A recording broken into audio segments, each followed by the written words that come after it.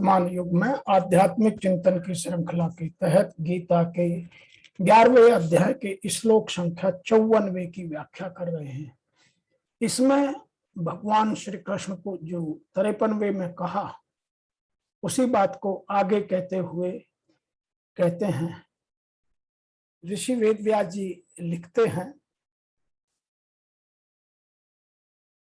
भक्तया तु अनन्यया शाक्य अहम एव विद अर्जुन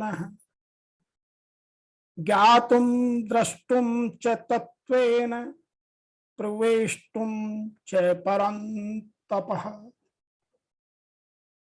यहां भगवान कह रहे हैं, परंतु हे शत्रुपातन अर्जुन, तो जो यहाँ शत्रुतापन अर्जुन कहा गया है उसका मतलब जो वहां परंतप कहा है उसके लिए है। इस प्रकार चतुर्भुज रूप वाला मैं केवल अनन्य भक्ति से ही तत्व से जानने में और साकार रूप से देखने में तथा प्रवेश प्राप्त करने में शाक्य हूं। इसका व्याख्या यदि थोड़ी सी और करें तो वेदाध्ययन, तप, दान, यज्ञ आदि कितनी भी महान क्रियाएं क्यों ना हो, उनसे भगवान प्राप्त नहीं किया जा सकता। उन्हें तो अनन्य भक्ति से ही प्राप्त किया जा सकता है। अनन्य भक्ति है केवल भगवान का ही आश्रय सहारा हो, अपने बल का किंचित मात्र भी आश्रय ना हो। ज्ञान मार्ग में तो केवल जानना और प्रवेश करना ये दोनों ही होते हैं। गीता के 18वें अध्याय के 55वें श्लोक में यह बात हमें समझने को मिलेगी। किंतु भक्ति मार्ग में जानना, देखना, प्रवेश करना ये तीन चीज होती है। भक्ति से भगवान के दर्शन भी हो सकते हैं, यही भक्ति की विशेषता है। भक्ति में समग्र की प्राप्ति होती है। आइए इस बात को इंग्लिश में और समझते हैं। But by unrestricted devotion can I of this form be known and seen in the reality and entered into o harasher of foes। तो यहां भगवान श्री कृष्ण कह रहे हैं, O scorcher of foe, O Arjun, it is only through single-minded devotion that this form of mine can be truly known or seen, or it become possible to get immersed in me।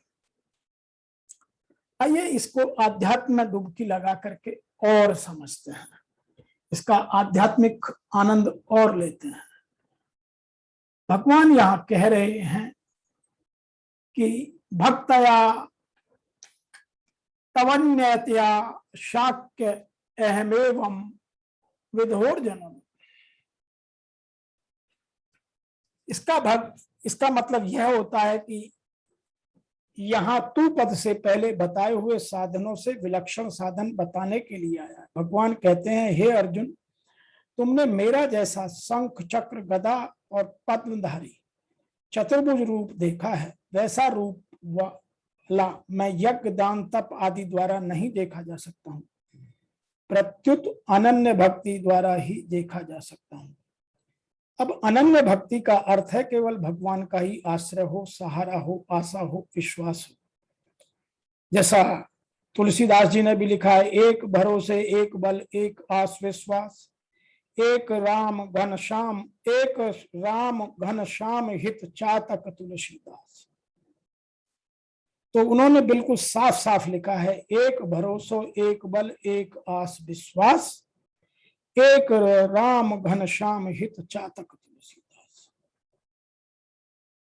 भगवान के सिवाय किसी योग्यता, बल, बुद्धि आदि का किंचित मात्र भी सहारा न होना, इसका अंतःकरण में किंचित मात्र भी महत्व न हो, वह अनन्य भक्ति स्वयं से होती है, मन, बुद्धि, इंद्रियां आदि के द्वारा नहीं। तात्पर्य है कि केवल स्वयं की व्याकुलता पूर्वक उत्कंठा हो, भगवान के दर्शन के बिना एक क्षण भी चैन न पड़े। जो किसी भीतर स्वयं की बेचैनी है वही भगवत प्राप्ति का खास कारण हो। इस बेचैनी में, व्याकुलता में, अनंत जीवन में अनंत पाप भस्म हो जाते हैं।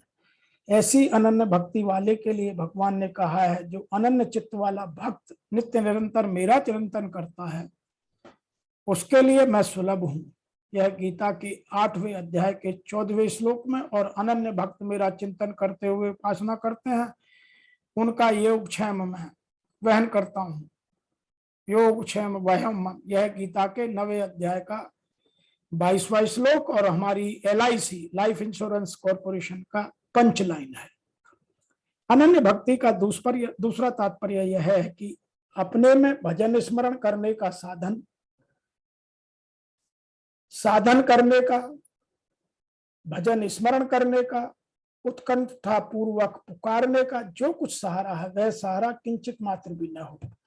फिर साधन किस लिए करना है? केवल अपना अभिमान मिटाने के लिए, अर्थात अपनेपन में जो साधन करने का बल का भान रहता है, उसी को मिटाने के लिए साधन करना है। तात्पर्य है कि भगवान की प्राप्ति साधन करने से नहीं होती, प्रत्युत साधन का अभिमान गलाने से होती है। साधन का अभिमान गल जाने पर साधक में भगवान की शुद्ध कृपा असर करती है, अर्थात कृपा के आने में कोई आड़ नहीं आती और उस कृपा से भगवान की प्राप्ति हो जाती है। आगे लिखा है, ज्ञातुम दुष्टम च तत्वेन प्रविष्टुम।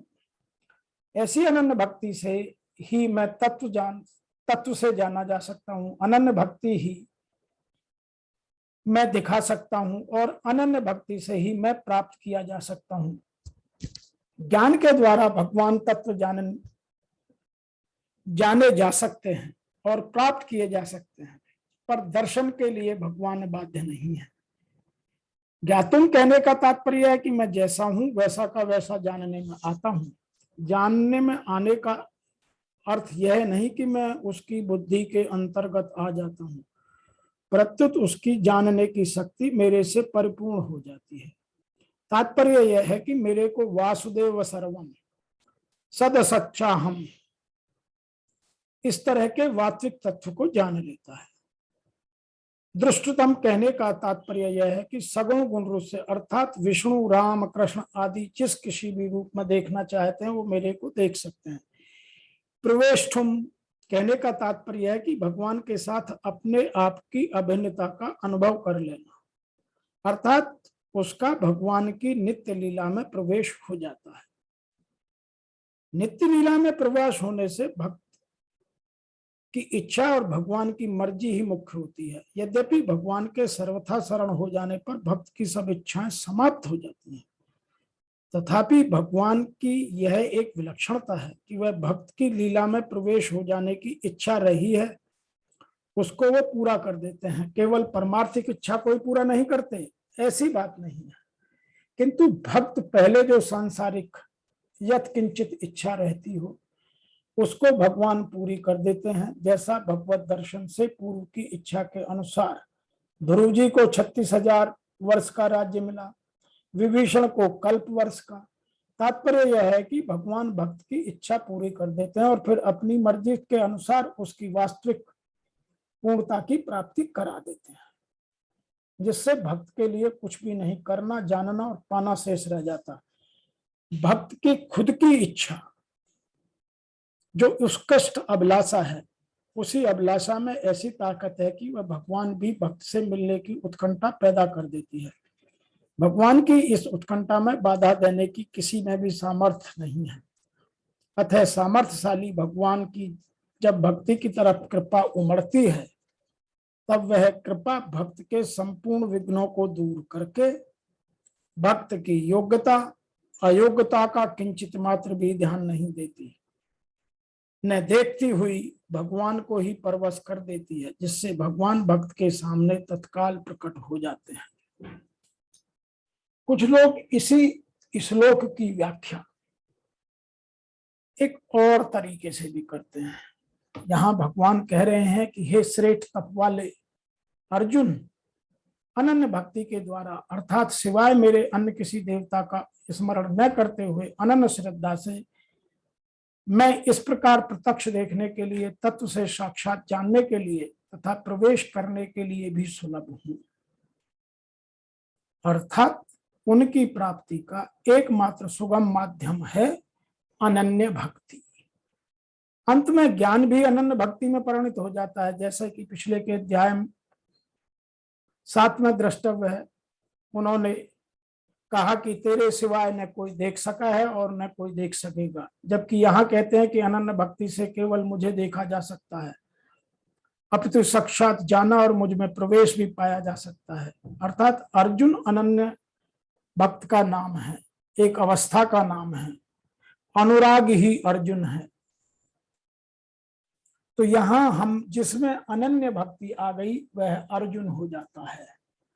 आज के इस 11वें अध्याय के 54 के श्लोक की व्याख्या में हमें यह बात समझने में आई कि जो अपने आप में अनन्य भक्ति पैदा कर लेता है वह भगवान का सखा हो जाता है। वह जिस रूप में भगवान को जपता है, भजता है, मानता है, भगवान उसको उसी रूप में सहस्त्र स्वीकार कर लेते हैं। और वह भगवान को यहां तक मजबूर कर देता है कि भगवान को अपने दर्शन कराने पड़ते हैं। ज्ञान से दर्शन हो या ना हो यह कोई आवश्यक नहीं है, लेकिन अनन्य भक्त को भगवान के दर्शन अवश्य होते हैं। आज के इस श्लोक की व्याख्या में इतना ही, फिर शीघ्र मिलेंगे। तब तक के लिए आपको मेरी ओर से और मेरी संस्था के सभी सम्मानित सदस्यों की ओर से सादर जय श्री कृष्ण। आज के लिए आपका बहुत बहुत धन्यवाद।